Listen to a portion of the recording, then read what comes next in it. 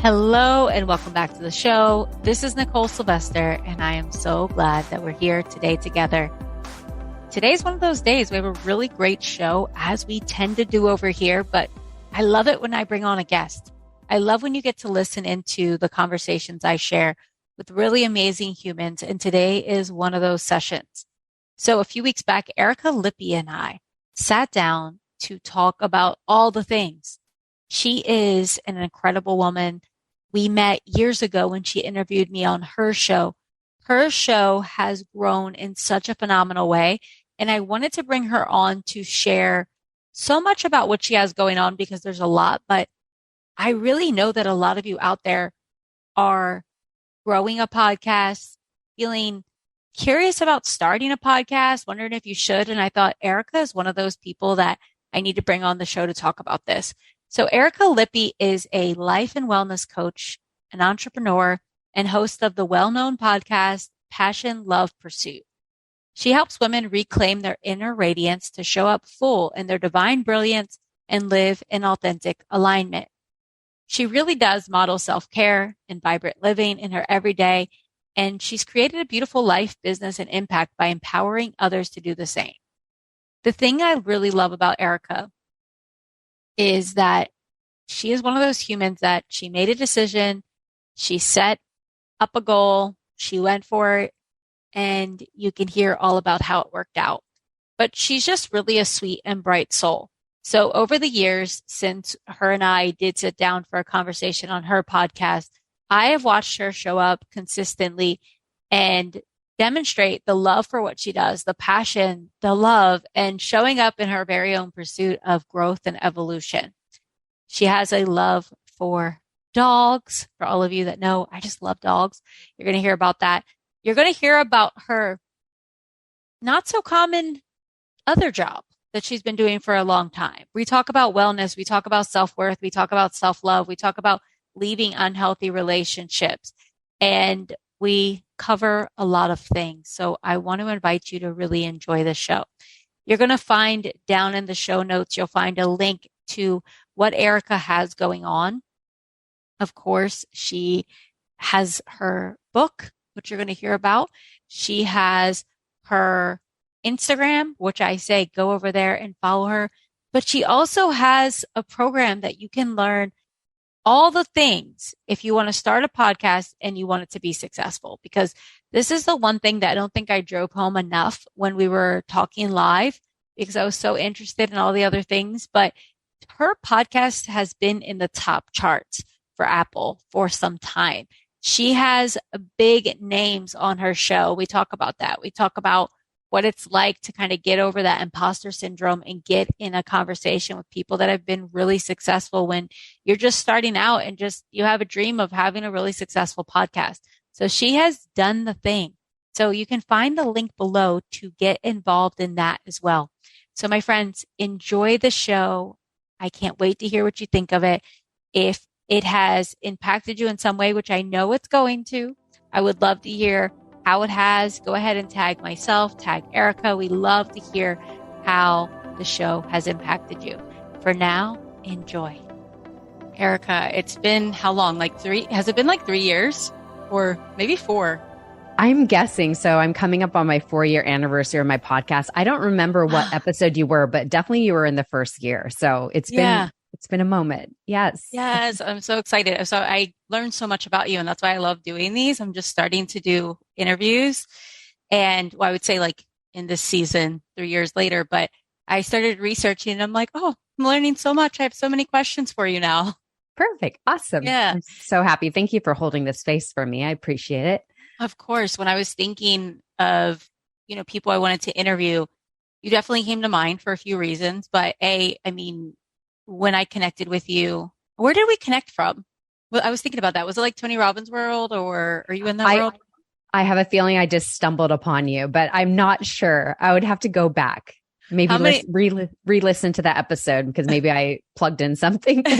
There's so many people where I'm like, did I meet you from Tony Robbins' world? It's just such a big world, and it's like personal development. So yes. If it's back then, I assume. But no, when I was thinking about you, I'm like, between your love for dogs, the work that you're doing in the world with your podcast, the conversations you're having, the way you show up so radiantly. And I feel like you're truly a woman that shows up and like wanting to support other women. Like I definitely get that energy from you. So I was just like, I have to bring you on the podcast. So thank you for coming to share.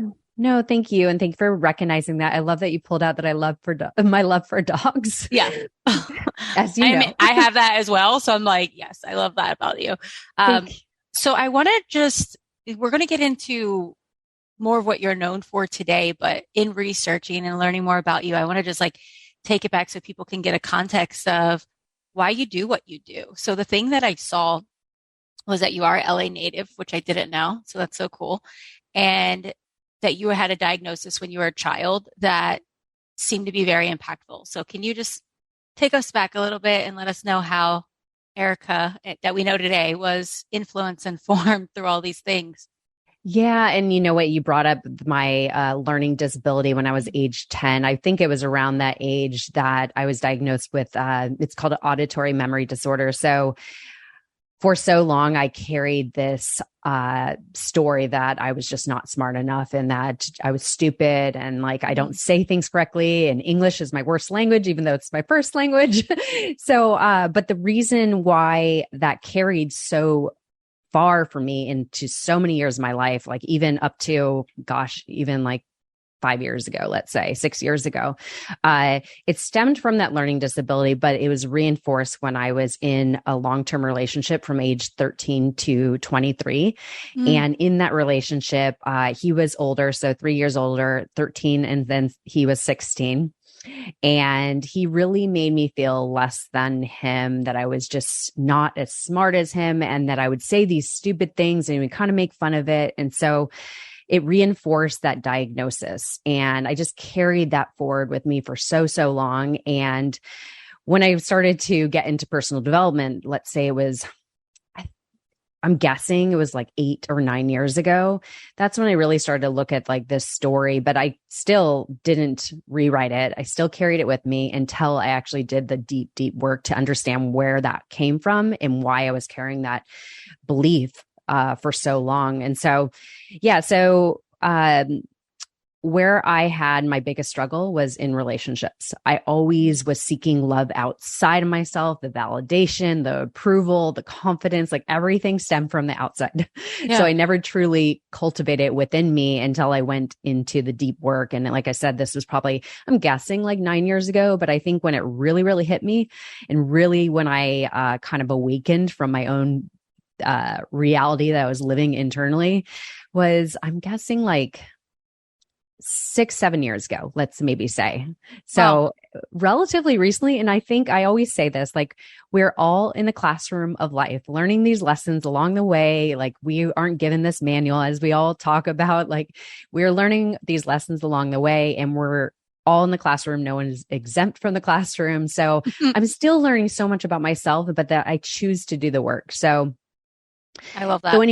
So if I were to say like my story really, where a lot of my pain was in the relationships and really seeking all the love and the validation and everything outside of myself, but not really cultivating it within me. And so when I started to do the deep work, that's when I started to realize, oh, I don't really love myself. Oh, I don't really respect myself. I really don't feel I'm worthy, even though I would speak these things into existence. It was like, that's a facade, you know? And so, yeah. Well, we all have that. Like, I think that's an important thing to just highlight for everyone listening. It's like, I think that's where it starts, is you're willing to speak it. Like, I love myself. I'm willing to love myself. But I feel like I know for me, there was like this time where it was like, okay, I'm interested in that. I realize that I'm not loving myself. And then it's like, you begin to keep working and then one day it might click. And then even there's periods where I have to be like, oh, this isn't as loving as I could be or as loving as I thought I was. Like, what needs to be looked at here? What needs to be cleaned up? So yeah. I think it's that process. I want to go back to this relationship for a moment because I didn't know that. It's not on your website, so I couldn't find it. But now that you bring it up, and I want to share this for anyone that may forget what it's like when you're 13. I have a 17-year-old, and I'll tell you, these teenagers, if someone is 1 year older, they're like, they're old. Or if someone's 1 year younger, they're like, they're too young. So you were with someone that was 3 years older. And what were your parents thinking? Because this is a long relationship, 13 to 23. There's a lot that happens in those years. 100%. It's funny because my partner has a 13-year-old. So we're witnessing like from age 12 to 13 is like vastly different, right? Yeah. Like there's so much that life happens. happens. Yeah. Yeah. And it's crazy to think. I actually started dating when I was 11. It sounds really weird. I don't really share that because it was kind of like, I mean, 11's so young, but I was actually in a year relationship when I was 11. Super weird. You went, and you were ready for you were ready life. to lock it down early on. But I think a lot of kids do have relationships at that age. Their parents might not know, but we are built and wired to connect and to do that. So I just want to share that. Yeah. So 13 to, and he was 16. First of all, he was actually a next door neighbor. So it made it kind of, that's how the connection happened because otherwise we were in different grades. So, I was in 8th grade while he was let me get this straight. I was in 8th grade. He was a junior. Okay. So we wouldn't have known each other because different schools and whatnot. So my parents did know of it and they were fine with it, I think, because they knew the family and they knew when we spent time with each other. But I think it took a time for them to accept that because that's a vast age difference. Yeah. So when you're young. Yes. But the one thing that really happened in that is because I was so young, I hadn't really become I didn't know who I was. And as you're probably witnessing of your daughters, like we're always changing, especially at that age, we're like forming new beliefs and, liking this, liking that, and it's always changing. And so because I was with him for so long, I started to like the things he liked. I started to pursue the things he liked. He was super into cars. So I got really into cars and like something that I'm so not into now. And it's just funny when you look back at your past, you're like, wow, that actually happened. But, so it formed me to become something I wasn't. And until I left that relationship and also dealt with all the pain that came with that, when I was in that relationship, I also had a moment of attempting suicide. I don't remember the age. I think it was 15. I would have to ask my parents maybe to gain more clarity on that, what age that was. But it was mostly a cry for help, but I did attempt. And I actually, after that, and I haven't even shared this in any podcast episode, but from that, I actually went to a home for 2 weeks and I realized I was actually more normal than a lot of the people I was with. So that gave me a little bit more sense of at least confidence in myself, like maybe not that bad. Life isn't that bad. And do you mean because the people were really troubled kind of thing at the yeah, they came from a lot more troubled background. Maybe some of them had I don't remember their situation or whatnot, but I just know that I think they were more troubled than me and came from a lot more painful place. So it made me at least have the perspective that, things aren't that bad. And so, that relationship just really shaped me into something I wasn't. And so when I exited that relationship at age 23, it was kind of mutual, but that's when I really started to kind of dive more into who am I? And I was single for about 5 years and just discovered more about myself and came into knowing myself more opposed to being attached to something and having a identity over myself of being in that relationship. Yeah. Because you went from that long relationship, then you took 5 years. Was it a conscious decision to stay single for a period of time, kind of make space, get to know me? Or do you remember? You know what? I think I wanted to be in a relationship because that's what I knew. Right. So I think I wanted to, but I wasn't really finding anybody that I was aligned with, or at the time just wasn't connecting with anybody. But I did love my single time. I think it was so, so needed. So I do completely recommend that to anybody, anybody that is possibly struggling or getting out of a relationship, take time to reroute to you, go get home to yourself before entering another relationship, because I think it's so often that we just don't take the time to really connect with ourselves and really get a deep understanding with what we truly want. And I think that's super key, especially when it comes to relationships. I agree. I feel like even what you said, I was super into cars, or we could think that certain things are just who we are. But when we unravel from even communities or relationships, it's like, wait, is this true for me? So it's like, that's some nice space to reset. Yeah. When I was looking at some of your background, I noticed that you said that you were a fit model. And I immediately thought like, oh, fitness model, like, on the magazine of Shape or something. But then you said not to be mistaken with fitness model. So I want to hear how you found your way into that, but also I want to know the distinction. Yeah, absolutely. So it's a very small niche market. Fit model is basically a live mannequin for clothing manufacturers. So basically, there is a model that is used for clothing brands, clothing manufacturers, that is the size that they fit all the clothes on, and then everything is mass produced from that size. So basically, there is not like one model used for every single size. They use one particular model for every size. It's just graded off that. Yeah. But it's very, very small niche market because it is so specific to the quarter inch. I got into the industry because I used to be a fashion designer. And I was taking a break from fashion design, and my friend's like, well, why don't you do fit modeling? And of course, I said all the things. I'm like, no, this isn't perfect. This isn't right. Because I knew coming from that background, I knew that you had to be a certain way. But I signed with the agency, and I honestly just started booking everything really fast. And I just said, okay, I'll take a break for a year from design and just make the money. This is doing well. And actually, I still do it today, very limited part-time.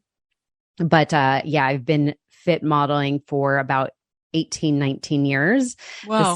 the same size. So I don't share a lot of it and the reason being is because for the longest time, I've been trying to get out of it. It was something that I knew just wasn't my purpose. Obviously, I like fitting clothes. Yes, it's awesome. Yeah. Like, the freedom, I'm self-employed and all these things. But for the longest time, I was just trying to figure out what am I meant to do? Like, what is the purpose I'm meant to serve onto the world? So I don't talk about a lot, but there's a lot that comes with being in what I've been for so long, like the discipline. It takes massive discipline to be the same size within a quarter inch. And I fit a lot of denim brands. So denim's even more specific. So it's a very interesting thing. There's not a lot of people that have done it full time.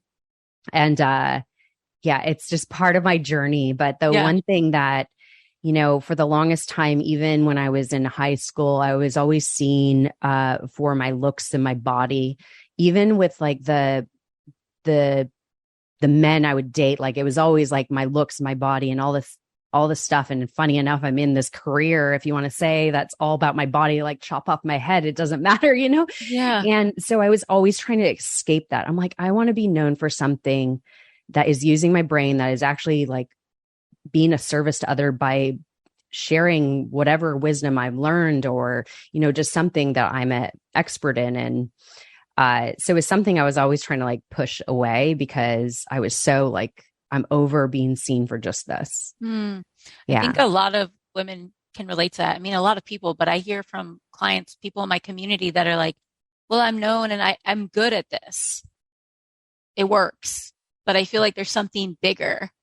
And I like the fact that you've been doing it for this long and it works for you and it serves a purpose for all of us that are buying jeans. And, it does serve a purpose, but you also knew that there was a higher purpose and something else that felt like you had to do it. And I'm guessing that's what brought you into Passion, Love, Pursuit, which is your podcast. Yeah, absolutely. So that was one question I was always asking myself for years. I mean, like 8 years at least, is like, what's my passion? What's my purpose? What am I supposed to do? And I dabbled in all these things.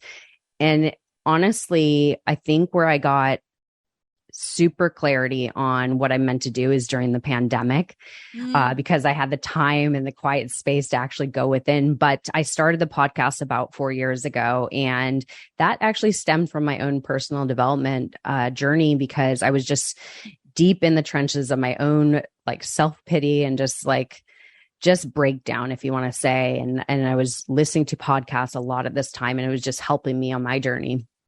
And so I just one day was like, maybe that's what I'm supposed to do, is start a podcast, because I kept on getting, when you hear the same thing over and over, like somebody's saying something to you that maybe it's like, okay, maybe that means something. Like maybe there's something to this. And the one thing that I was being told a lot is you have such a good voice. Like your voice is very strong.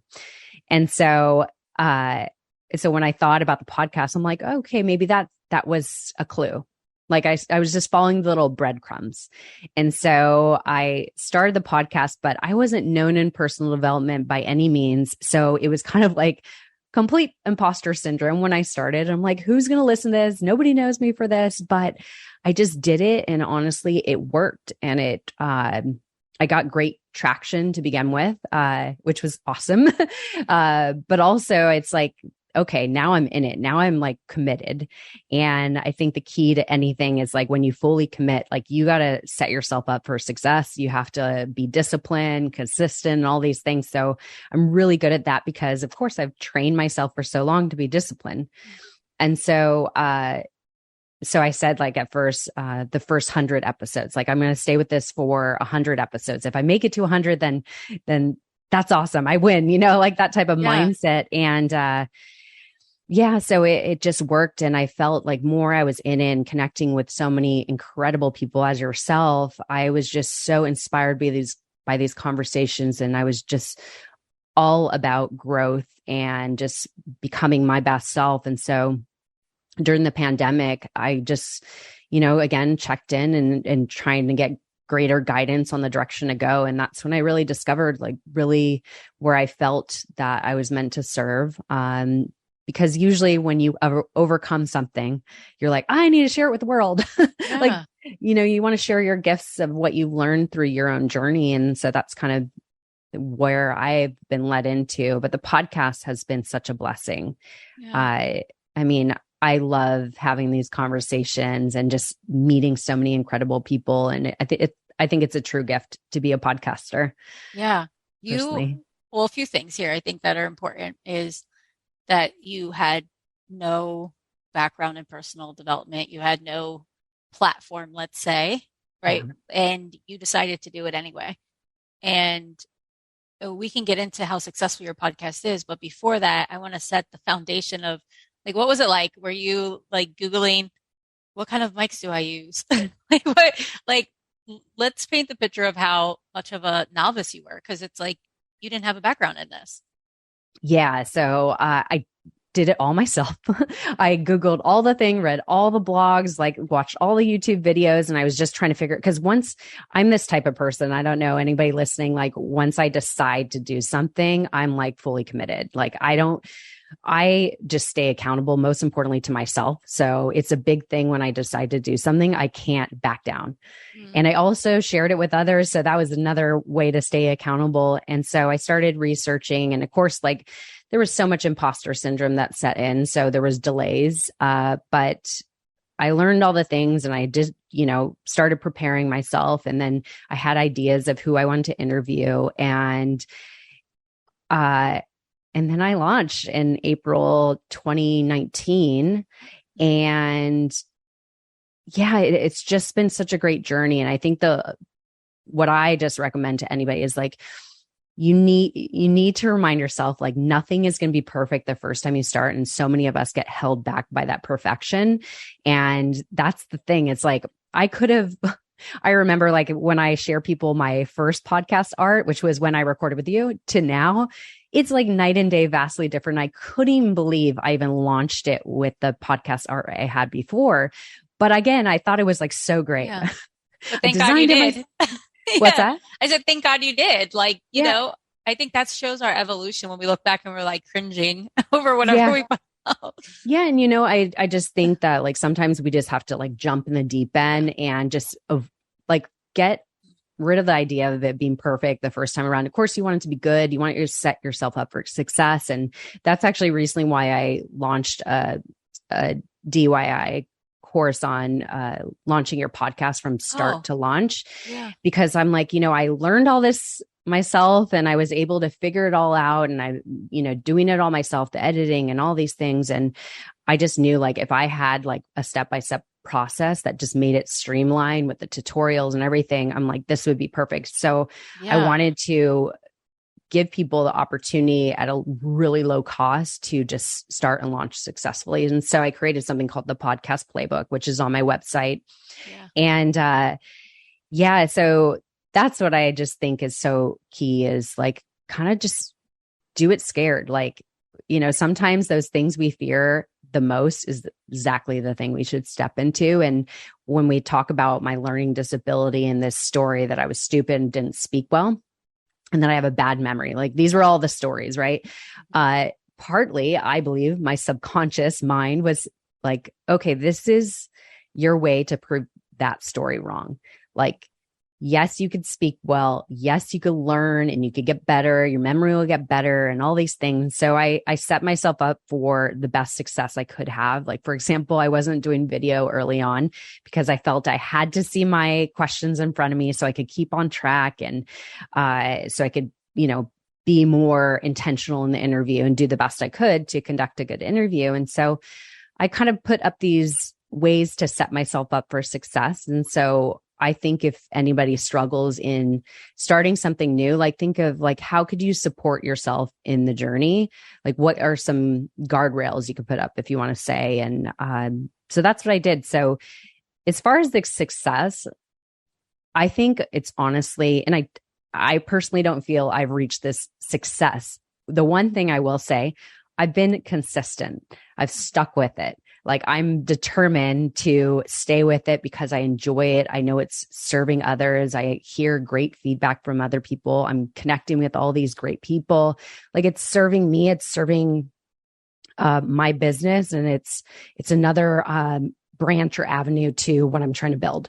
Yeah. And so I just think that that's the key with anything, is being consistent and dedicated to the process, the journey of it. Like, you never really arrive at this destination, but if you really love it, just stick with it. Yeah.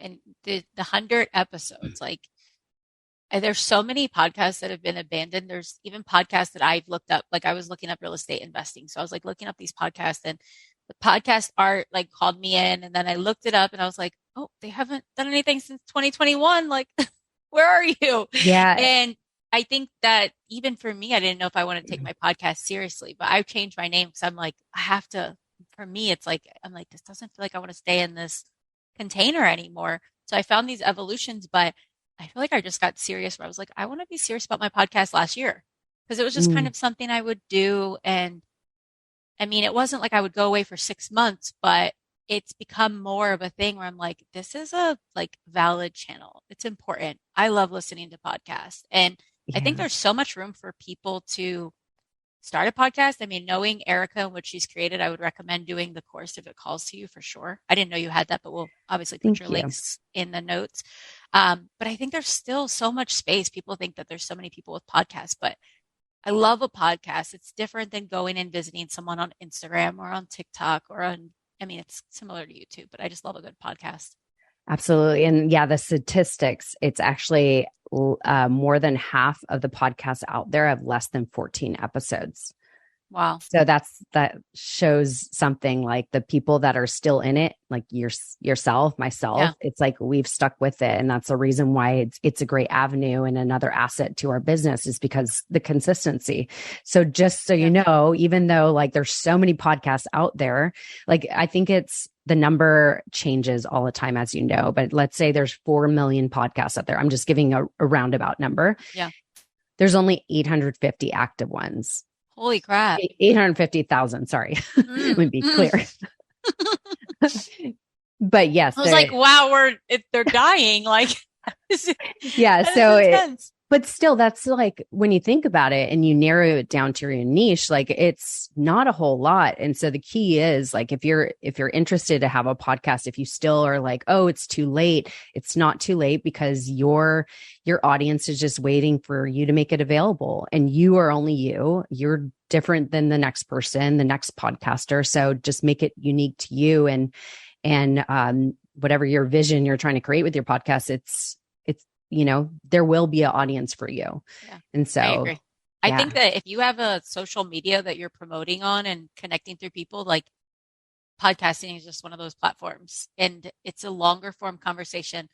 I love listening to it. It's funny, like with all those podcasts that you're mentioning, 850,000, let's say, that are active in live, I maybe listen to like seven. Like, it's because there's people that just you resonate with and you connect with. And there's probably so many other amazing ones I don't even know Oh, there's so many. exist, So many. Yes. I know I have about maybe exactly like seven I rotate between, but like I sometimes actually yesterday I was going through kind of the database. I was just looking. Sometimes I like to look at cover art because I'm wanting to rebrand again, which I saw your cover art, which is super beautiful. Thanks. But like I'm about to rebrand. It's so funny because that's the great thing about podcasting. You could change at any moment. It's your platform too. Yeah, like, that's why I love that. It's like you have more control. Absolutely. It's so great. Yeah. It's so great. So I want to talk about this because you have also connected with some well-known humans in your time. What was it like? Because you said imposter syndrome. What was it like?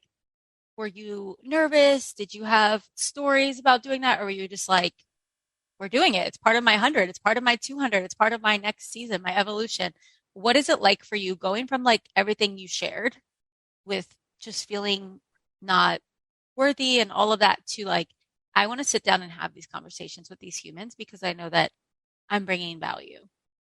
Yeah. Okay. So I think I would get nervous before every interview. Not even kidding. Like just nerves, especially the big people. I mean, like you said, I've had some quite big names and I feel like, and this is so bad, but like you feel like you're just less than because they're doing all these things. And you're like, oh my gosh, I'm just the interviewer. But so I was kind of feeling that, but definitely nerves.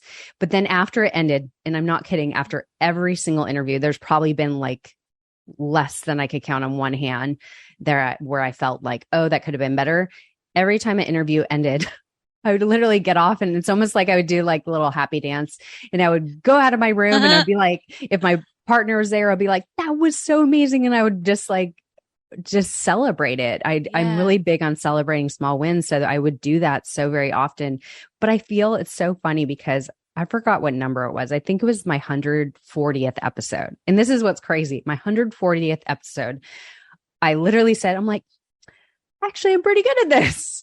So I actually was like, you know what? I think I'm a pretty good interviewer. Like I actually feel comfortable, like I still get nerves sometimes, but it's more excitement than the imposter syndrome, if you want to say. Like I actually feel like, okay, I got this. So that's why I just encourage people to stick with it. I mean, I think this goes with anything. It's like, there's something called the credibility, confidence, confident. Okay, let me get this right. I always get this messed up. It's it's the credibility, confidence, competence loop. Oh. And so like the credibility is when you say you're going to do something, you do it. And you keep being accountable with your word and just the little things like celebrating the small wins. And then you will build confidence. And then the more you do something, the more competent you become. And so it's this continuous loop. And that's really what it is when you say you're going to do something, you do it, and you have to keep doing it over and over. And again, through that process, you're going to get more confidence in it and then competence. So that's what it came to. Finally, I was like, I feel very competent in what I do. And that's why I started the podcast playbook, because I'm like, I learned this all myself. I did all the editing. I did all the things. And I've learned a lot along the way, talking to other podcasters as well and learning what works, what doesn't. And I felt like, okay, I could help somebody with this. And I wanted to, because I feel like if I was somebody that wasn't known in the personal development space and I was able to stick with it this long and I was able to get these guests, like you can too. Trust me. Yeah. That's what I love about it. Yeah. So I think it's different when someone has all this other success and then they're like, I was on, ABC for however many years or whatever. And then they're like, I can get these guests, but you made a decision and you've built this brand and it's been successful. And I think I get it so inspired by that. Just people that are like, I just had an idea and then, stuck with it. And then it's all of this stuff flourishes. Yeah. And actually, speaking of dogs, it's so funny. I don't know if you saw, we have a children's book that's based on my dog. I have that on here to talk to you about. Okay. Well, I'll talk about that, but it's just, again, like, I think when we have a vision to do something and we're really passionate about, like, you got to see it through. But I do think the one thing that I like to call the power of decisions, like when you decide to do something, okay, that's one step. Like, you've decided to yourself, like, the best other way to stick it through is tell other people, especially like out to the world, meaning social media. And then the next stage is investing money.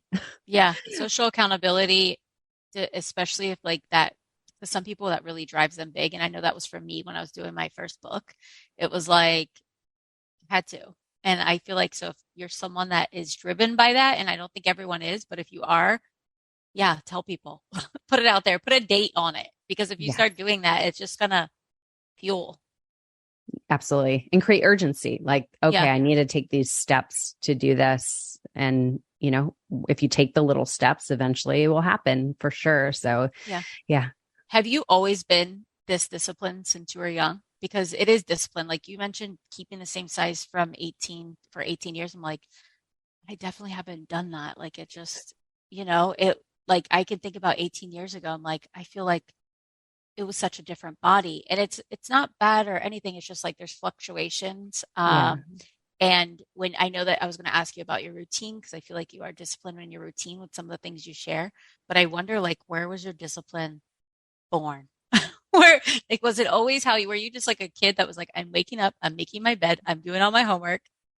You know, that's a great question. And I have to think about that more, like where it stemmed from. But I did start working out when I was younger. So I think I started working out when I was 15. Okay. And I think I created a discipline. Like, I think I was always conscious of my weight and I always wanted to be fit and healthy. And like, I started becoming pretty healthy at a very young age. Yes, I would have like the large fries and this, that, and the other, but I was health conscious other than those little things. But I think through working out and that becoming more a lifestyle than something you need to do, I think that created discipline. I think also having the job I had gave me the structure and the discipline, but all that comes to like your why of why you're doing it. Like me staying the same size was because that was my income.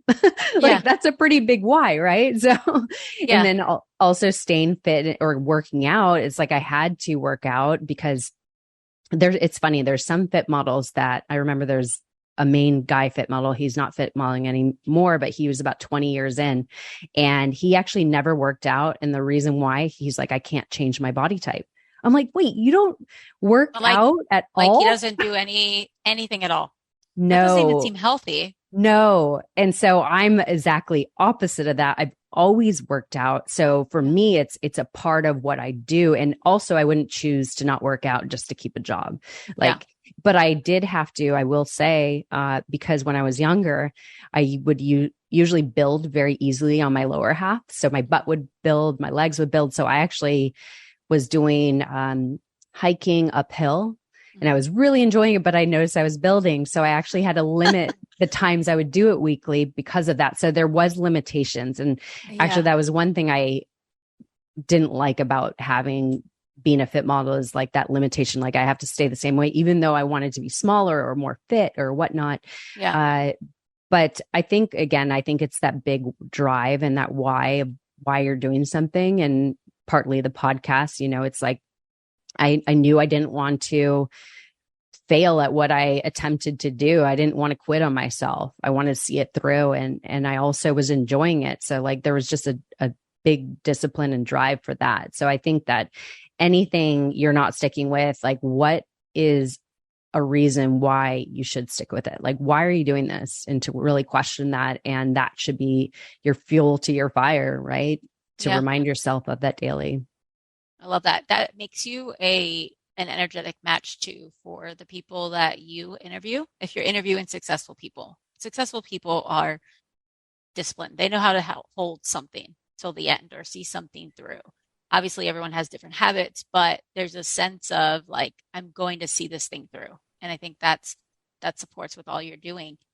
When you talked about, I want to go back to this because you mentioned that you were having a certain way of life and then you started doing deep work. let's talk about that because I feel like, hey, that could be a lot of things, but I feel like whenever we do want to start kind of digging into what might be beneath the surface, we are being called into deeper parts of ourselves and to do work. So I'm curious, like for you, what was that? And what was the like impetus? What pulled you into doing it?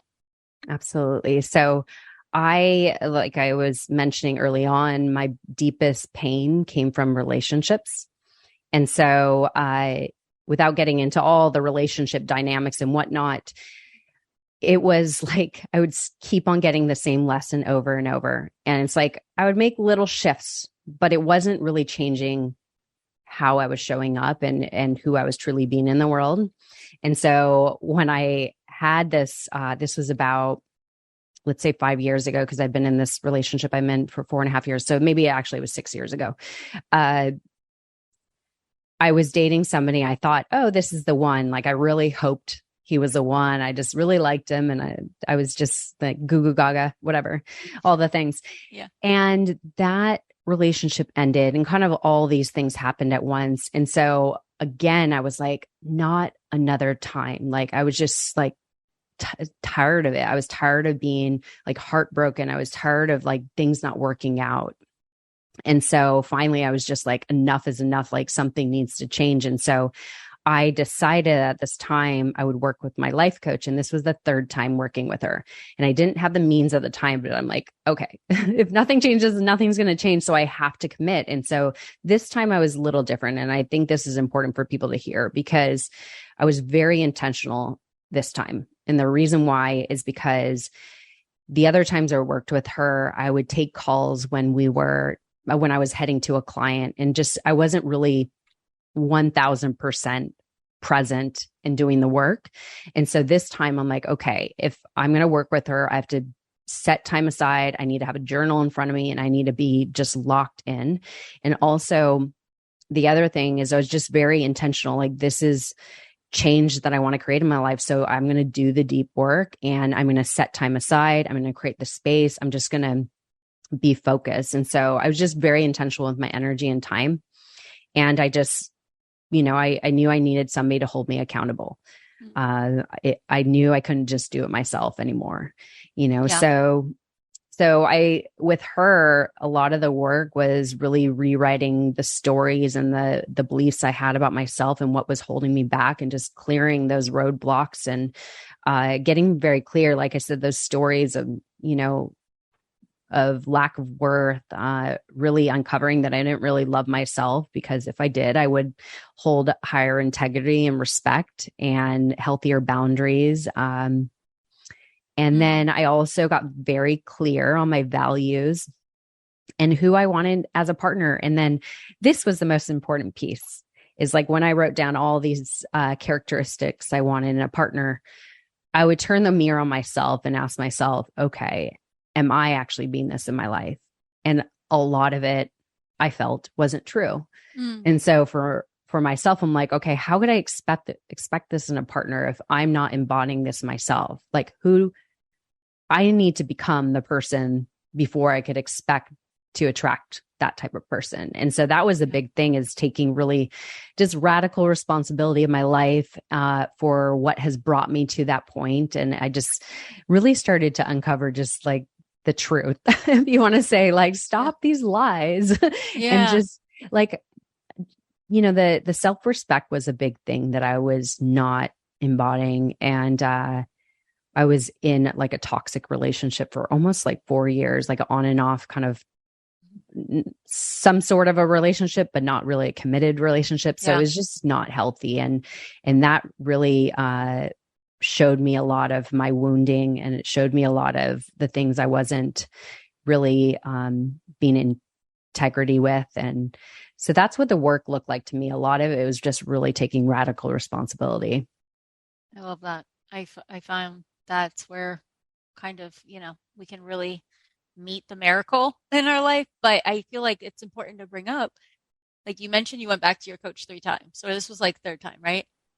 Did you find that some of the things, just because I, as a transformational coach myself, like, did you find that you were talking about some of the same things, even this third time? But of course, Yeah. It's oh, like it's we so revisit, silly. but I think that some Yeah, people think same lesson. I did something that was it or it didn't work. And it's like, there's layers to, layers. There's like it's almost like a willingness for our psyche to let us in. Like, are you willing? Are we prepared to meet those parts of us? That's so And true. it might not happen in the first 6 months or first year, but that doesn't mean give up. It just means that, we've been building the protection so that we can live with these things for our lifetime. And sometimes it takes time till we're actually ready to hold that and process it. Like it's very confrontational. Yeah. And be open to receive it and get that feedback. And like I said, it Yeah. was a different intention I set that time. And because I worked with the same life coach that third time, she knew my history. Like she knew me back in, after my first 10-year relationship. I've been in a lot of long-term relationships, but, I was in the next relationship for about 5.5 years. And she knew me in that, like, that's where I started working with her. And then I worked with her after that relationship ended. And then now in this other season of life. And so she knew my history. So she was able to bring up, like, she knew my patterns. Yeah. And you she can't knew the hide in story. those kind of things. Yeah. There's no hiding. But I do think there's something to be said, like when you're open to receive the feedback and to be honest with yourself, like take that like radical honesty and just be able to like hold the mirror to yourself and just be truthful and honest and create this awareness. Like, okay, like I think taking radical responsibility is the most empowering thing you could do, because now you change the trajectory of your life. Now you are empowered, and so if we keep playing a victim to these past stories and all these things that have happened in our life that hasn't worked out, like we will stay stuck. But when we take responsibility that we played 100% responsibility in, like your story is really deep. And I know that it's like, people say like that obviously wasn't your responsibility for what happened, but you do know that as an adult, like we are responsible for how we carry ourselves forward, the choices we make, the decisions, how our energy, our time, and all these things that we participate in our life. So taking responsibility is so hard. It's hard. It's the confronting, not by anyone else, but I think confronting ourselves. Yeah. Like, and forgiving ourselves sometimes. Yeah. And it's like, I did this to me, but I can also stop doing this to me, Yeah. And also making peace and forgiving yourself for allowing yourself to be in that situation for so long, but also giving yourself grace. Like it's not that easy. It's not black and white. And so, moving into acceptance and forgiveness is really that was a key point in my journey. Because I think so many of us are held back by all these stories and beliefs and all the things we feel we failed at, or I was stuck there. I didn't do this. And, I allowed this person to do that. But like, if we truly are able to accept like, okay, this is my journey. This is what has led me to where I am today. But that doesn't mean this is how I need to live my days going forward. Like now I choose where I'm going to step forward and like consciously and aware, with intention, with purpose, this day forward. And I think I asked this in a mastermind recently that I spoke at, because I talk a lot about self-love, and there's so many facets of self-love. Like if you were to think of self-love as the tip, there's so many layers underneath that, like the self-trust, the self-confidence, the self-acceptance, there's so many layers. And I ask, because I think this is a key thing that people don't think about, is have you truly accepted the totality that has brought you to where you are today? I mean, made peace with it, like accepted those times that you weren't your best, that you failed, that you stayed in this relationship or whatever it may be. And several of them raised their hands and they said no. And I'm like, that's something for you to journal about and to really think about, because I believe truly that this is my perspective. You can't truly get to self-love until you've accepted all the totality that has brought you here and forgiven those parts of you that maybe you did something wrong. Maybe you weren't showing up as your best, or forgiving yourself for not making the best decision then, or being disrespectful or whatever it may be. And then I believe you could open up that pathway to self-love once you fully get to that point. So you could authentically love yourself. Anyways, I got in a whole nother tangent, but No, I it's love like, that. I mean, I feel like that's why we have these conversations. I think that's so medicinal. I feel like it's so true because it's like, even for me, when you say that, I can think of different points in my life where I've had to have that conversation with myself. Because even like when I spoke to you 4 years ago, I was at a point where I thought all of these things are good now. But what I found in the 4 years is that as I would decide, like, well, I'm going to evolve, I would still have to meet some of those things in a mm-hmm. different facet, or things would have to be again looked at, or my body would respond. And it was just like, again, coming back and gathering all parts of me and making sure I'm not trying to abandon any parts of me or dismiss any parts of me, or like, whoa, I was acting like, so it's like there's a constant. I would share this just from my perspective for people listening, because self-love, it seems so basic, but yet it's what we're looking for it. We're ready for it. We're collectively speaking. There's so many people that are so disconnected from it. Yeah, And I think for me, it's like gathering up the parts of me and making sure, like, are we good? Is everybody good? Everyone's safe? There's trust here. There's love here. There's respect here. We can move forward. yeah, Because if not, like, I'll find like, oh, there's a part of me that I'm kind of like, you're messy, you're annoying, like, get out of here. And it's some thing that's showing up. So it's a constant journey, at it least for is a me. constant. Yeah. It Yeah. feels like that. Oh, trust me. Like, even though I know I love myself and I respect myself, I know my worth, I still have hard times where I'm like, I just feel, imposter syndrome or whatever these Yeah. things might be, but like it's always going to come up, but it's just it's there to teach you something. It's there to kind of be like, oh, Yeah. why is this? And kind of just question, be curious, and just unravel another layer, and That's I think, exactly what it is. It's like yeah, that's part of the evolution. Like, some of these things we'll revisit, and then it's like we have a new foundation where there's a mhm, new baseline. I feel like as you're doing the work, but some of the things can show up, and a new experience, a new high, a new big, a new expansion, a new vulnerability can also invite those parts of you to the surface to be like, oh, I didn't know you were here. yeah, And then it just exactly. needs our Yeah, tending to. yeah, exactly. Lifelong journey. No, I love that. I love what you said. That was a great quote. That was a quotable, a tweetable. If you were on Oprah, she says that. She's like, Yeah. that's a tweetable. Um, so in this, you've done the deep work. Now you have a relationship that you would define as healthy and it feels good. Do you still find that some of those old aspects of Erica that were afraid show up Oh, in yeah. this relationship? Yeah, because I feel like Yeah. that's, yeah, Yeah. So, like I said, I think that it's not like we ever arrive. I think that, there's constantly going to be something that will challenge us and that will uncover along our journey.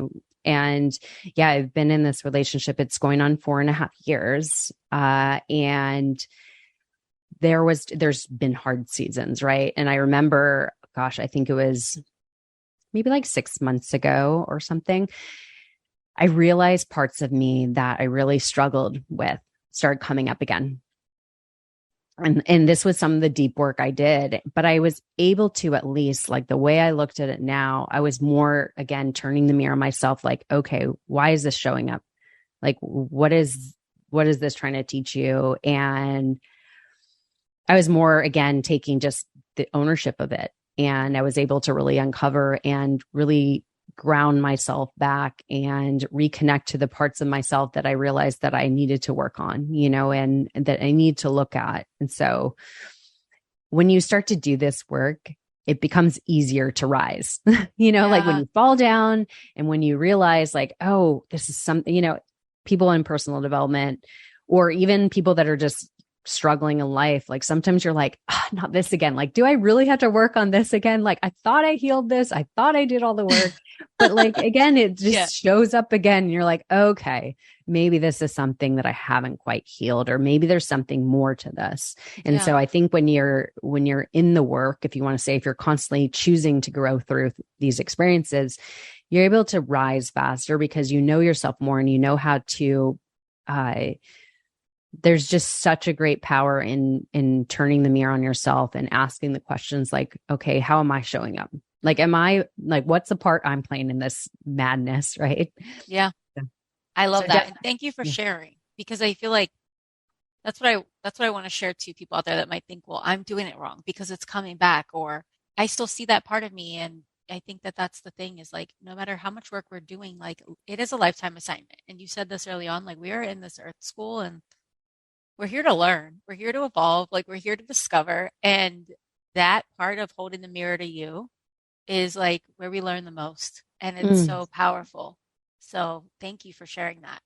So with yeah. your partner now, and you have a, this your other love, you have the love of dogs, which I feel like I didn't realize that we both had that 4 years ago. But since I've seen you sharing things, and I've seen Zach Scow, who's been on the show, like you Oh, yeah. have That's a right. connection with him, and love Marley's Mutts, love all that. But I followed your journey with Chance, your dog, Mm, your former dog that has passed yeah. on, but now you have this legacy, Chance the blue-nosed reindeer. Tell us about Makes me so how that happy. came about. Yeah, like how that came about. I mean, I feel like for me, some people, and I was one of those people, I remember, I hate to admit this, but I was one of these people that when I had a job, like an office job back in the day as a younger self in my 20s, somebody's cat died and I was like, it's just a cat. And I can't believe that was me. Where now it's like, I have my dogs and my dogs are like my children, you know? I mean, and I think that people don't understand that. So I just wanted to share that for anyone that may be like my former self. And my heart just wasn't open to it as Mm, it is now. My heart's so open and I just love these little beings. So oh, yeah, yes. share with us. Yeah. I love it.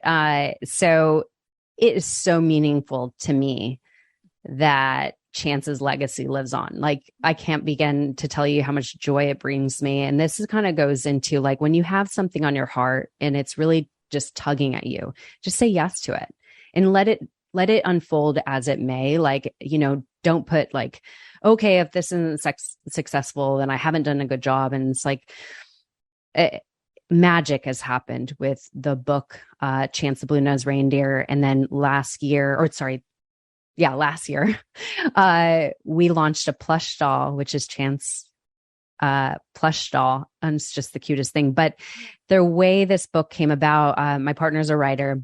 He doesn't write children's books, but he had this idea of, because, Chance was just so special, so unique in so many different ways. He was a pit bull, blue nose pit bull. And I have just such a love for pit bulls. And he came up with this story. And so we wrote the children's book, and it was perfectly designed, looks like Chance in the book. And it's a really just cute, warm-hearted story. And the great thing about it is it's really a message about pit bulls and then also miracles, and just this beautiful story of a new twist on the red-nosed reindeer, obviously. And Yeah. so it was really great. So that came out about 3 years ago, I believe. And it did gangbusters the first time, the first year. I think we were top 3 Christmas books we hit, Wow. which was really just a miracle in Oh my itself. goodness.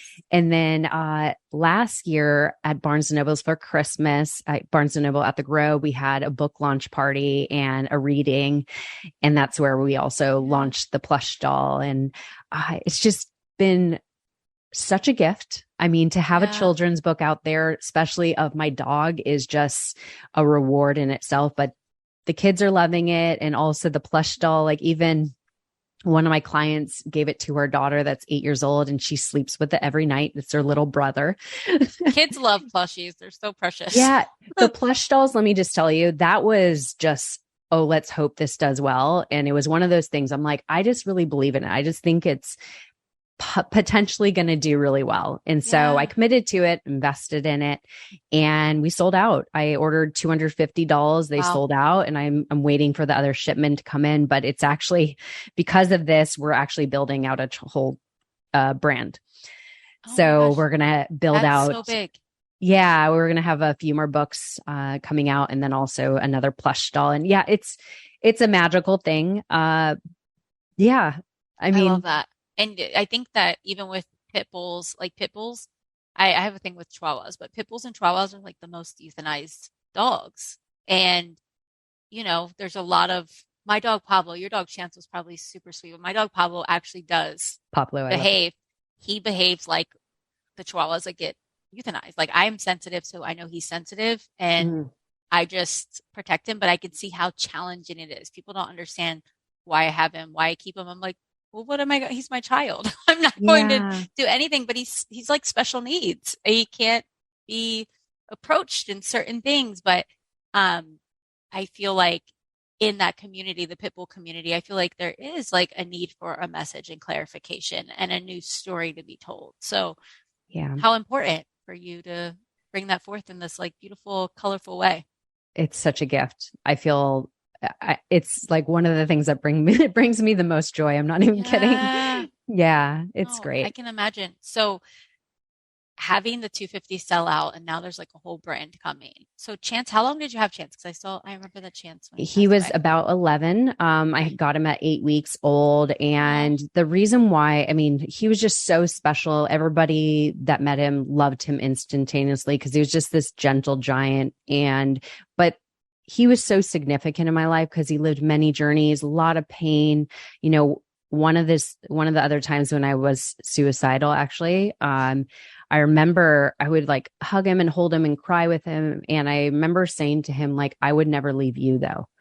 Like I'm going to get better because I would never leave you. And so that was such a significant thing that he was just my son 100%. Like he was actually the closest thing to me. And I mean more than my parents.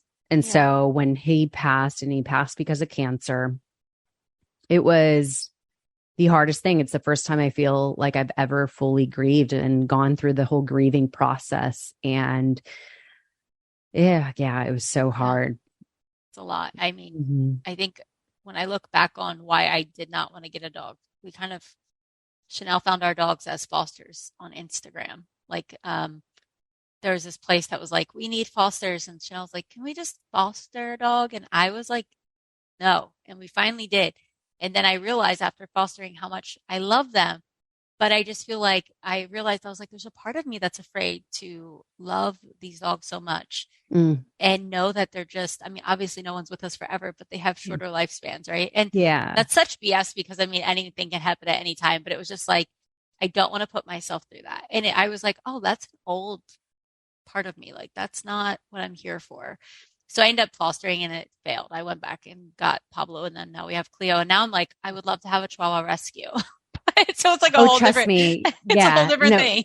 Trust me. I feel like another purpose of mine is for pit bulls, meaning like pit bull advocacy and speaking for them. And one other thing, because I dealt with his cancer, I just like was doing everything possible to prolong his passing, because with cancer with dogs, it's like, it's inevitable. They're going to pass.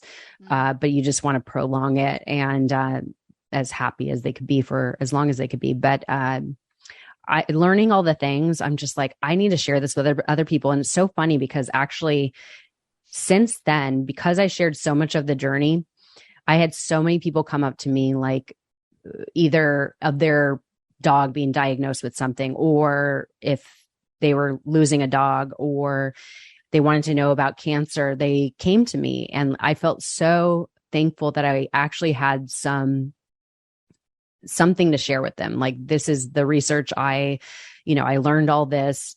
I want to do whatever I can to at least equip you with the best knowledge so that you could help your dog, And so I got such a great passion and purpose from the process of everything with Chance. So it's definitely what are like some of the tips. Like, did you have tips of like preventative, or was it something that you realized? So this is the one thing, and knowing Zach Scow yourself, if you know most of his story, he's so phenomenal. His story is so deep, so many layers. But, one thing that we talked about when I had him on my show as well, that doctors, like when you go to get a diagnosis, they don't usually tell you the diet you need to change.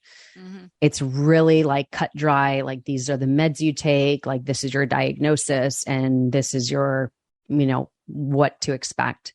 They never really tell you the diet. And that's what pisses me off, because diet is so key, so key when it comes to cancer. And so just doing all my research, the one thing is you need to cut out all the carbs, anything that's going to spike their glucose.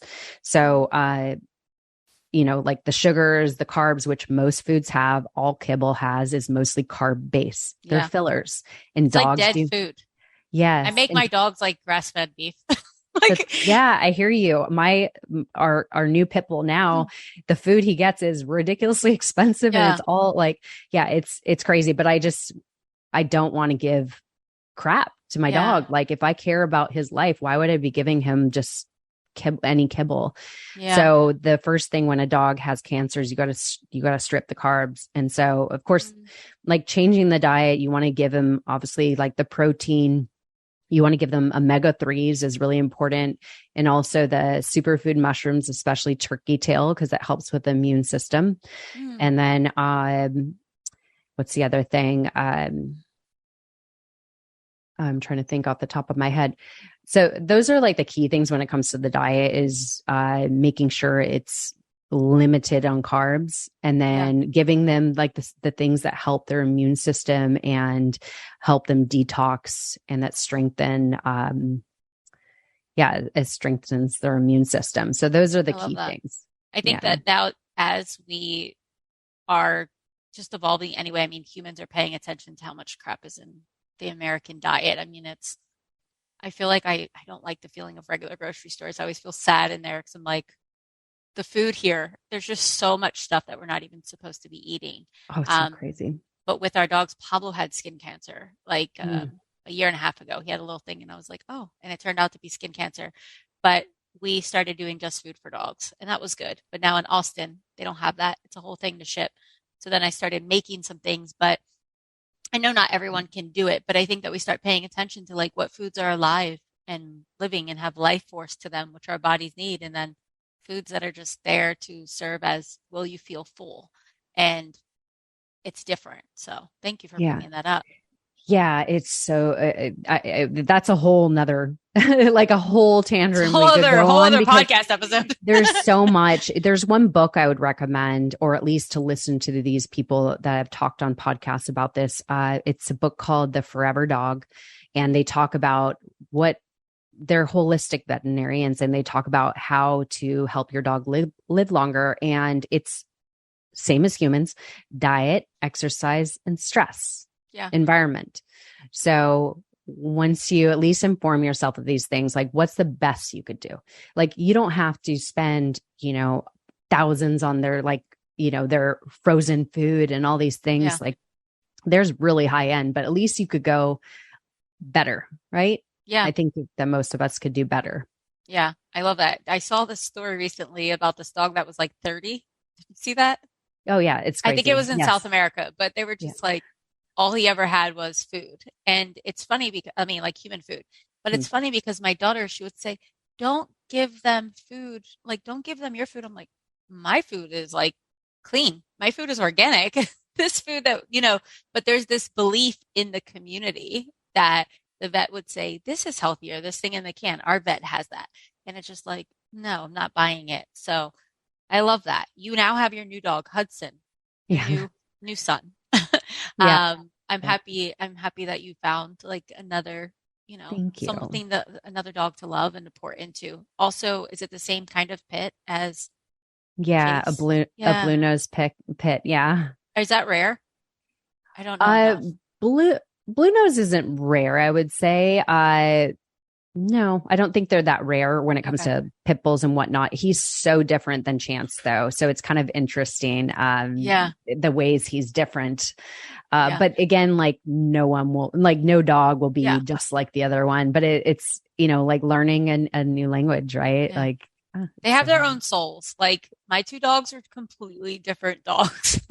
So it's interesting. Like they have their own souls. They come with their own purpose. And I love that you found Thank you. Another one. I love that you're doing this work. I feel like with your podcast, you're obviously sharing light and bringing stories and conversations. And even with the tidbits that you've shared here, I know they're going to reach people and help. Thank you. And then helping the dog community, which is such a dogs love us so much and they deserve humans that are going to speak up and help them as well.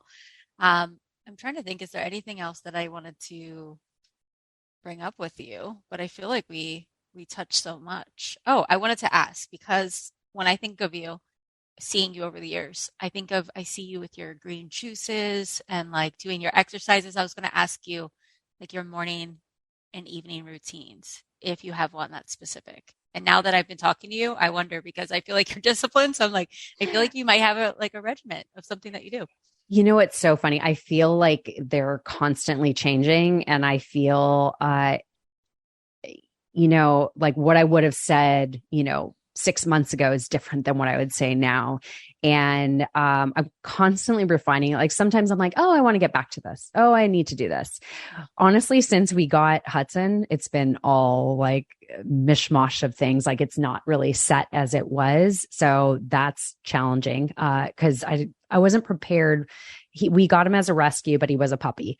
So I wasn't prepared for the puppiness. It's like a whole baby. It's like a whole child. When I foster puppies, I was like, this is too stressful. I need to foster older dogs. It's a lot. So morning routine, first staple thing I do, I mean, the normal stuff, but then I always have warm lemon water with glucosamine and I've been adding some mineral drops as well. Yeah. So I'll always have glucosamine. Glucosamine. It helps with your gut. Oh, okay. Is it L-glucosamine? Yeah, I think it's glucosamine. Okay. Sorry. It's just a powder. You add it to your water. It doesn't taste like anything, but it helps your gut. And so I drink that in the morning. And then I have my coffee with superfood mushrooms always. I love Four Sigmatic. That's the brand I love. And then I have, I always do or spend time with my skincare. So I do some form of skincare with essential oils, and I do either gua sha, facial cupping, or a firming wand. Like I always am taking care of my skin in the morning with all the serums and whatnot. And then trying to think what I do now. I will then go work out.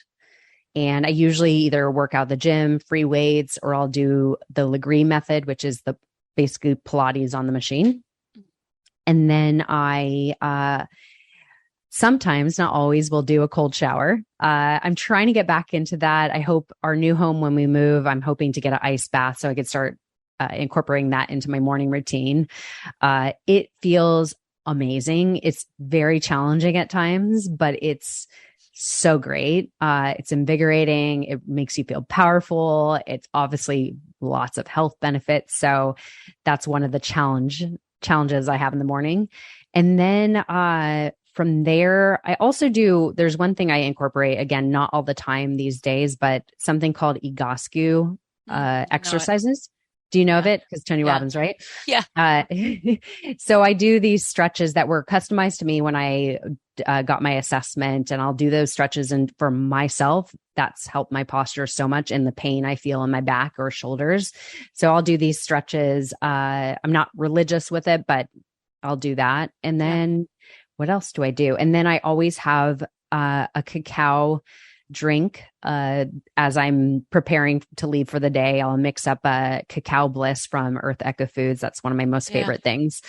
And then I'll start my day, whatever that looks like that day. And so it's kind of simple right now. I used to do the meditation, and sometimes I would go on a long walk. That I sometimes do. I love walking. It's my most favorite exercise, to be honest. And walking. It's so great. Nothing feels better to me than being outside in nature and just fresh air. Yeah. So walking is one of the things that I incorporate as well. But yeah, like I said, it always changes. I used to do the meditation. I used to do like the breath work. I used to do all the things, but having a puppy now, it's changed. Night routine. The one thing that I've been doing in my night routine, I always do, again, the skincare thing. Reading is a big thing for me right now. So I always make sure I'm reading before bed, at least getting in at least 10 pages of some book I'm reading. So that's just one of the big things I do. Nothing too special. And I wish, being that I interview so many people and what they do, they share what they do, and you're like, I want to do this. Like meditation was the hardest thing for me to develop a habit doing. And the number one thing that everybody says, like the common denominator between most people I interview is they meditate. And so I'm like, I gotta do it. And every time I'll set the intention to do it, but I'll fall off. So I just stopped putting pressure that needed to be the thing I need to do. So I think when it comes to setting up your morning routine, your evening routine is what works for you. But if you have an intention, like let's say, for example, myself, I want to read at least 2 books a month. So my intention is like, okay, every evening I have to read. Or I want great skin. I want to take care of my skin, or I want to do the lymphatic drainage on my body. Like I'm setting the intention to do that, So I think your routine's great. I think the thing is like, you could add meditation if it calls to you, but I don't think that we should meditate if it feels like a chore and we feel like we don't want to do it. And I think that's part of like honoring the feminine because it's like allowing what feels pleasurable. And if you feel called to meditate, you'll be called to it, when it's time.